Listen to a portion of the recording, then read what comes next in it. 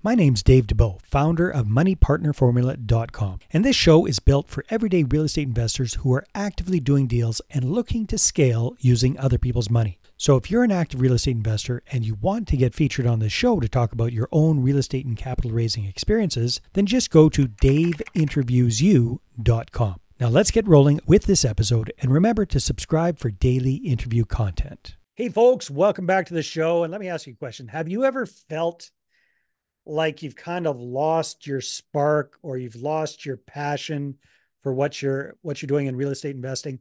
Well, it's a lot more common than you might think. And today's guest, zooming in from beautiful Oakville, Ontario, is a very experienced real estate entrepreneur who was going great guns, but just kind of felt empty inside. And he turned that around.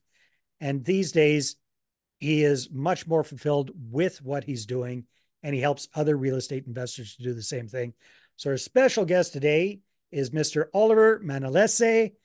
And Manalese is a very cool last name because the meaning of that in the original Filipino language is one who puts things back together. Did I get that right, Oliver? Is that what it means? That is, yeah, that is the actual proper pronunciation. So first of all, kudos for that. Okay. And also, yeah, what it means is those people who put things back together or those who untangle messes. And so it's really It's a great name. That's an it's awesome really name. interesting that I only really put that together maybe in the last couple of years, and then now lining it up with the work that I do and some of the feedback that I've been getting with clients who say, I feel like first we had to untangle the mess, and then I was able to see way more See the clearly. clarity. Yeah, Yeah. so it worked really well. It was very apropos. So, Oliver, looking through the information you sent ahead of time for the show, very fascinating background with real estate, something I resonated. You were a rent to own real estate investor plus a realtor. You're doing a significant number of deals. I think you're up to like 20 deals a year, which is very good uh, in the rent to own space. I only ever got up to 12, so you almost doubled what I was doing. And then you kind of the spark went out from that. So maybe tell us a little bit about your backstory, especially with real estate investing and what happened, what caused all of this. Yeah, so I was really drawn to real estate as a pathway for me because when I was in university, I was working at a high paying factory job. And as I was making like $1,000 a week, working 2 to 3 days a week, I thought I had it made. I thought this was it, high paying job, secure job, on my way to get a degree. But everyone around me seemed to be miserable. So it really had me asking questions, and it led me on the path of entrepreneurship, real estate, financial freedom.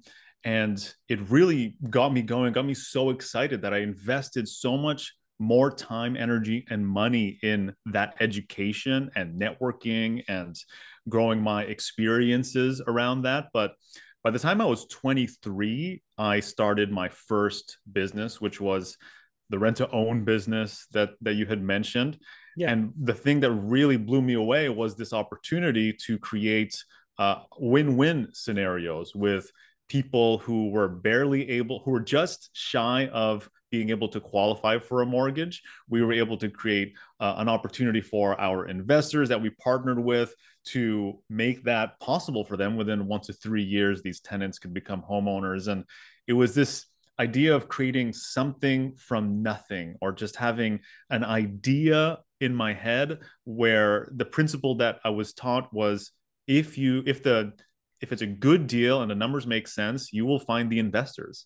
And in that first few months of going full time in my business, we found that to be true, and it quickly started to ramp up and do really well. And we got some brand recognition.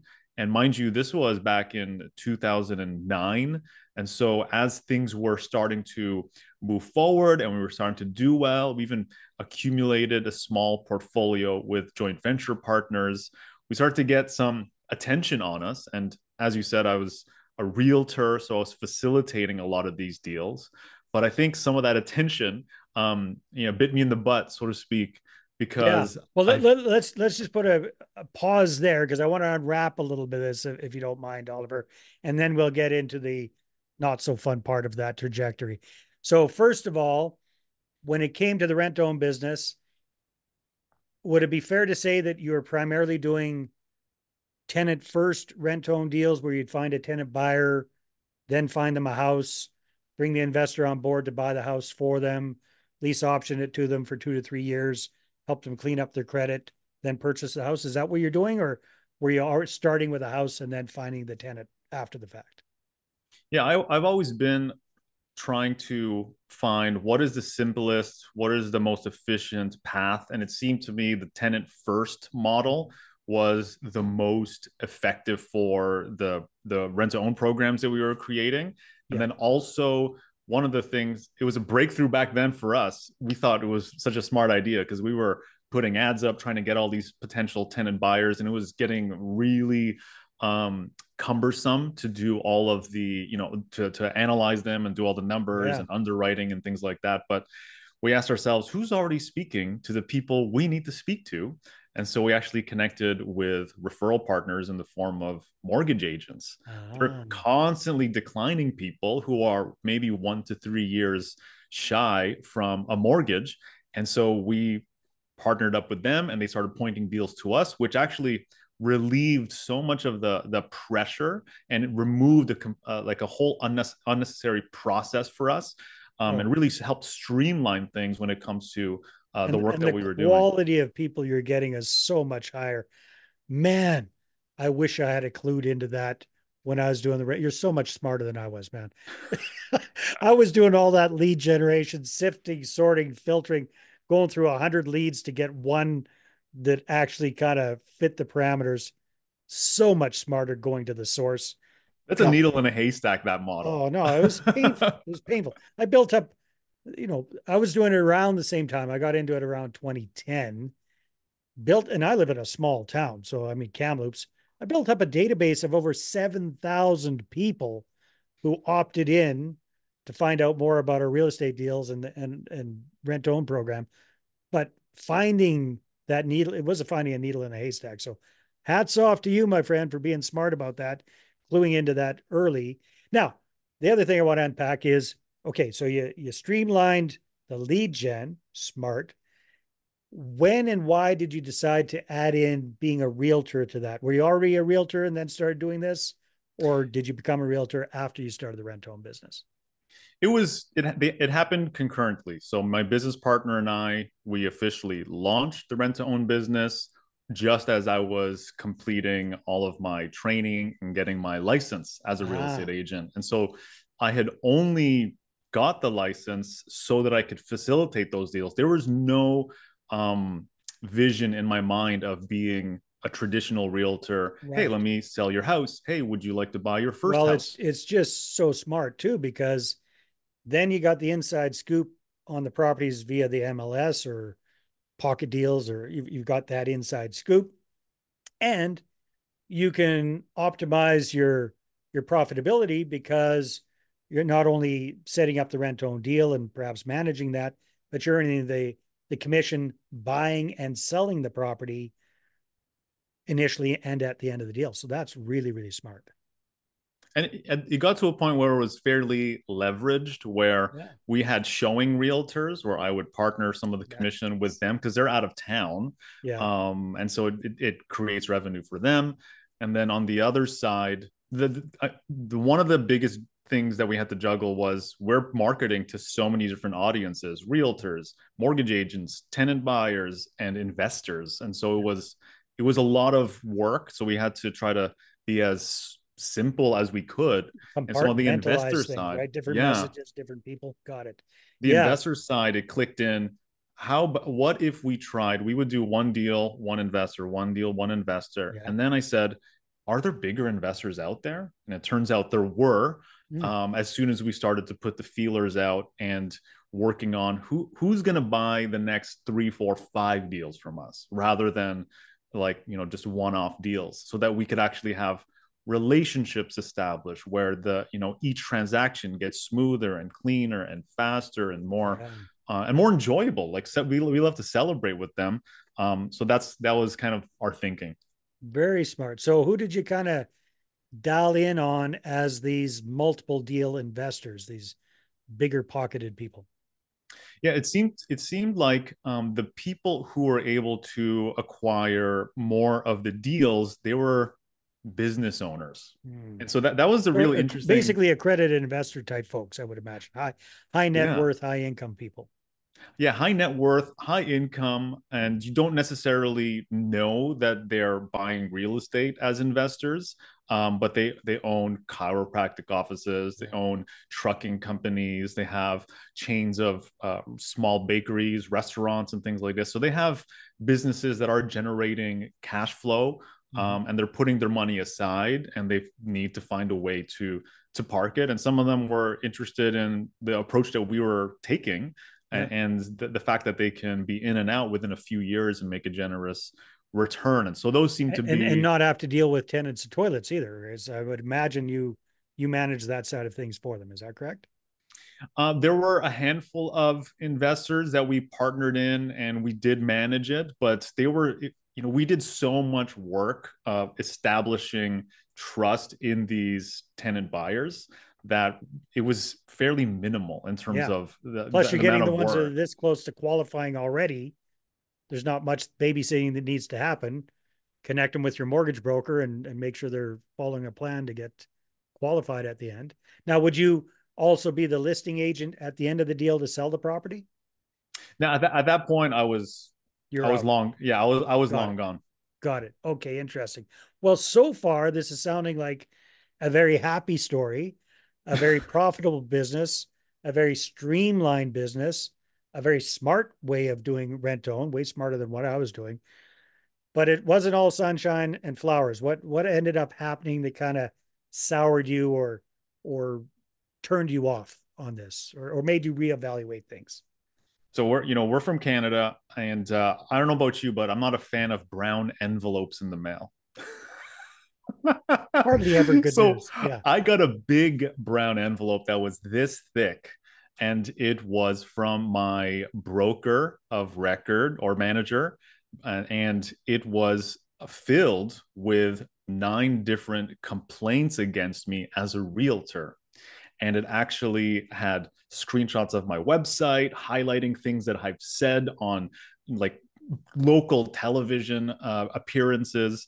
And it really startled me because I'm not really I'm very much a rule follower when it comes to, like, hey, I'm a professional, I want to do a good job, I want to be deliver good service. So Yeah. if someone's You red want to be flagging me, compliant, right? yeah, I want to be compliant because Yeah. I don't want any trouble. Yeah. And so when this came up, uh, it really threw a wrench in the whole momentum that Yeah. I was on, and it struck fear inside of me, and mainly because I thought that um, I had done something wrong with maybe a client or an investor or another realtor. But then as I dug into it, it was the investigator who actually saw me on TV and wrote the complaints. It wasn't Investigator for who? What for investigator? RICO, for Real Estate Council of Ontario, the governing body of all realtors, the So investigator it's this themselves. big bureaucratic organization that has people that their entire job revolves around finding and snitching on realtors and reporting on them, right? Is that Exactly. basically what the yeah. Striking fear in the heart God. of a young 20, I think I was like 25 or 26 by that point. And it stopped me dead in my tracks. Oh man. But I knew I did nothing wrong. I double checked, triple checked, I reassessed, I remodeled the entire process to make sure that we were following everything to a T. And fortunately, nothing happened. But ultimately, it really led me down what I still see as the dark night of my soul. Yeah. Yeah. Wow. So did you have to go defend yourself or they just kind of made the complaint and your broker kind of busted your chops and you went on with things or how did that So unfold? 26 years old, Yeah. and I'm with the board of directors of the brokerage, and they're poking holes, asking me questions like I was under the gun. They didn't want to be in trouble, and there were other realtors who were doing it, but didn't have as much maybe exposure to Visibility. yeah, Yeah. to visibility. So that was uncomfortable. I had to send texts, emails, transaction documents for the past, I can't remember, like maybe six or seven, the most recent six or seven deals. So I had to show all of the communication. So it felt like I was getting Wow. audited from the inside out of every dealing. I'm not Yeah. sure. I didn't hear about anyone being talked to, like clients or investors, anything like this, or other realtors. I didn't hear about that. But yeah, they had me under a microscope, and so I felt very vulnerable, very exposed. Um, and it led me Yeah. to a line of questioning of like, is this really where I want to Do I be? want to, is this where I want to stick my flag? Is this the hill I want to, die on, sort of thing? Yeah. I can imagine. Well, I can't imagine at that age going through that kind of stress. So basically, what happened after that? Did you had the dark night of your soul? What came of it? So I was going through this process of asking myself, is this really where I'm meant to be? Is this where God wants me to be? Is this the highest calling for my gifts? And it really, the I decided to slow down a little bit because we were busy and we were doing a lot, but this investigation forced me to take a step back. And I started to notice that there's a restlessness inside of me that I had been too busy to realize that it was there. And what it was this emptiness. There was a meaninglessness in the next milestones that we were aiming for.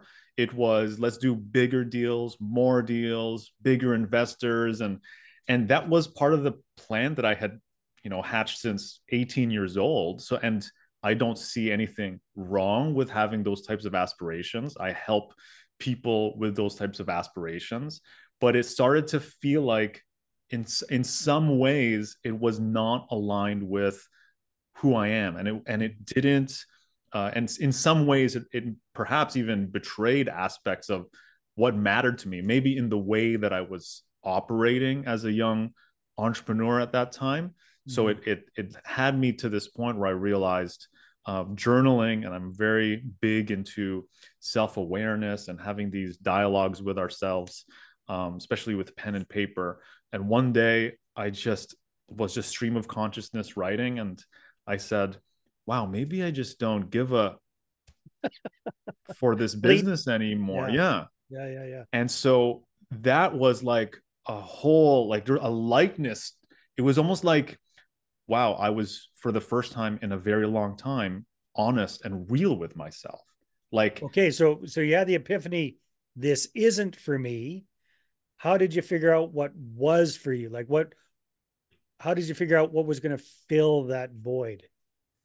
that's such a good question because I think a lot of us try to ask ourselves, what is my purpose, or maybe what is the next evolution of the purpose for my business? And I think that's part of what fuels us, what drives us. Mm-hmm. And for me, I reflected back on like what has been the feedback from the people around me, and what were some of the unique experiences that really make me feel satisfied and feel alive.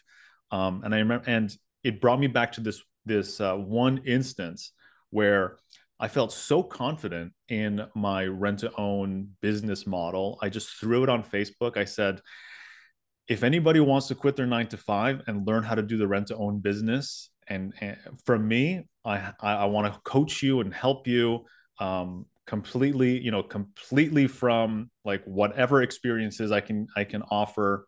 Let me help you. And I Damn, and I wish I had seen that Facebook post back then, man.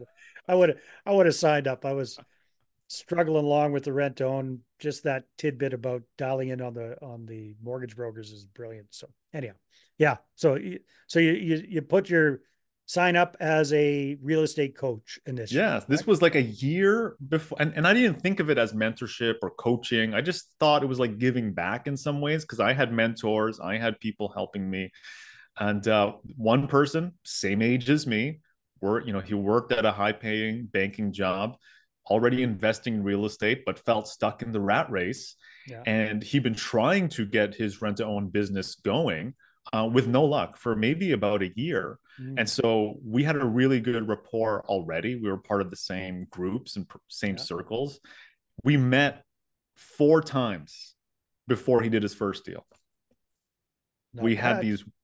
these conversations about his blind spots, about his excuses, about things that he really needed to focus on, the things that actually do create results, and just decluttered and untangled the mess that was distracting him and overanalyzing.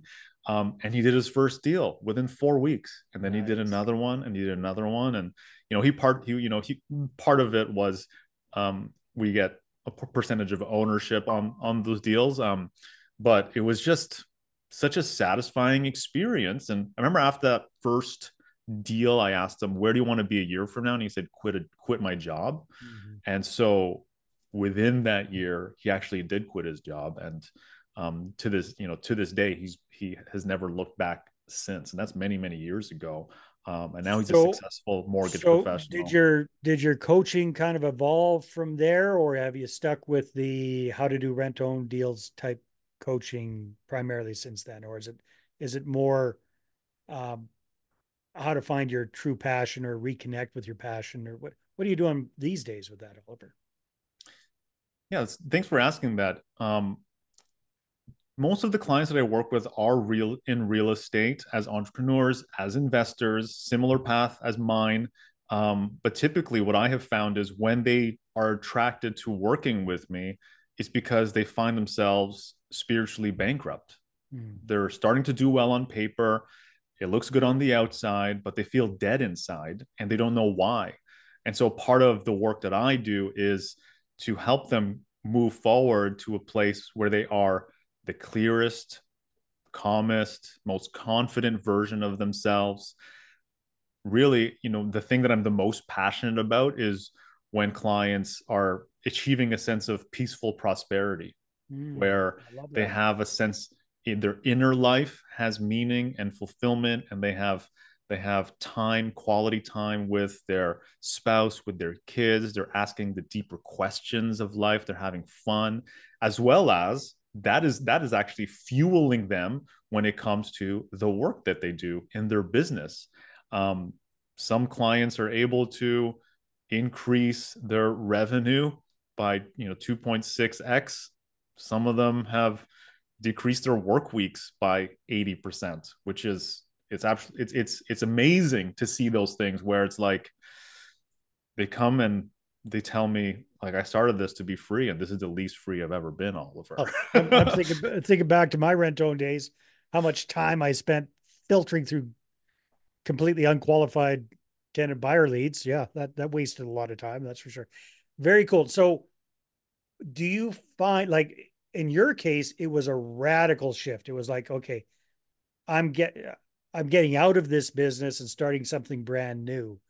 Is that common with your clients, or is it more about reconnecting with their passion with what they're doing right now? That's such a Or good both? question. That's such a good question because it's I think from when you look at it from the outside, some of the transformations in any type of entrepreneur, business owner, leader, it can seem so dramatic. And even especially if it's a big switch, right? Like for me, it was a dramatic.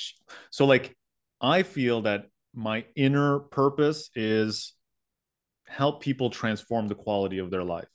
Mhm. And the external expression of it was helping them with financial freedom, creating Mhm. financial abundance with real estate.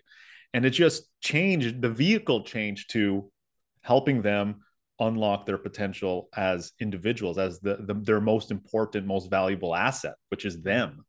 Um, Highest and best use of themselves. yeah, exactly. So it's still kind of the same purpose inside of me. The way that is being expressed looks a little bit different. No, So I guess the question would be for your clients, and everybody's different.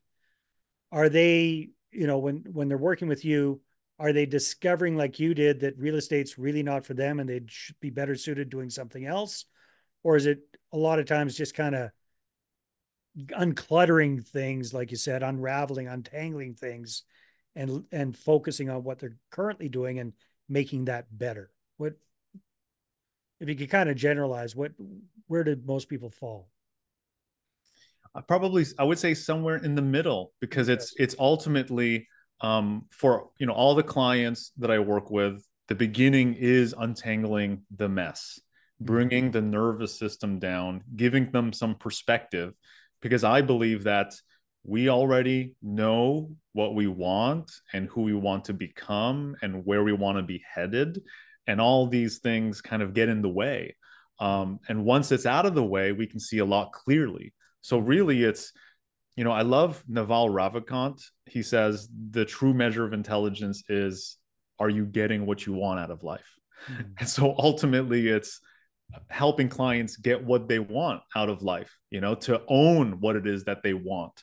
And so that's really the main goal. Some people Yeah. end up accelerating and gaining even more momentum in their existing real estate business, and maybe even branch off and start other ones. Like, I have one client who's in the real estate business. He opened up a brokerage. Now he's starting a flipping education training school.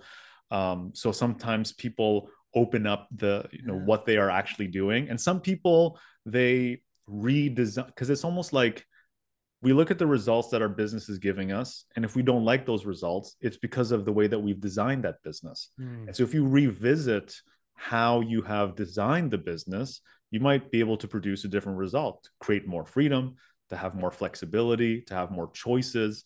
And it does take sometimes, like that step back that I was talking about, to be able to do that. And it might look like shifting in a slightly different direction. Mm-hmm. But yeah, ultimately, it's helping you get more of what you want, and maybe more like owning, just getting to the place where you own it. Because sometimes it sounds crazy. Like, people want to, I want to be an author. I want to speak and share my wisdom about my entrepreneurial experience, and I want to be on podcasts. Sometimes that sounds crazy to them because they're so used to this one thing that they do. Yeah. Oh, very cool. Oliver, this is cool. This is fascinating. Hats off to you for being such a smart real estate entrepreneur when you were doing that. Double hats off to you for figuring out that that wasn't where your passion lay, and being able to make that transition, and nowadays helping so many other people really find their light, find their passion, turn that, you know, create that peaceful prosperity. I love that terminology. If people want to connect with you and find out more, what should they do? Where should they go? Yeah, thank you so much, Dave. I'm so honored that I get to be on your show, and the space that you've created, to be able to, explore these conversations and possibilities with your audience. It's an honor. Thank you. So the best place you can find me is my website, olivermanalese.com. And I recently just finished writing and releasing my book called The Daily Prosperity Method, which you can find there on my website, as well. Nice. Awesome. Congratulations on the book. That's definitely a big step. All Thank right. you. Thank you everybody for tuning in, and we will see you on the next episode. Take care. Hey there, I really hope you enjoyed that episode. And as always, if you want to listen to more daily interview content, make sure you subscribe. And if you're an active real estate investor and you're doing deals and you'd like to get featured on this show, then just head over to daveinterviewyou.com. Now, at moneypartnerformula.com, we help real estate investors to create a process for predictably getting capital so they can do more deals without relying on hard money lenders or the banks. We do this by building them a private capital marketing system. Now, if you want help turning yourself into a big money capital attraction machine, then book a call with our team to see how we can help. Just visit moneypartnerformula.com to find out more. All right, take care, and we'll see you on the next interview.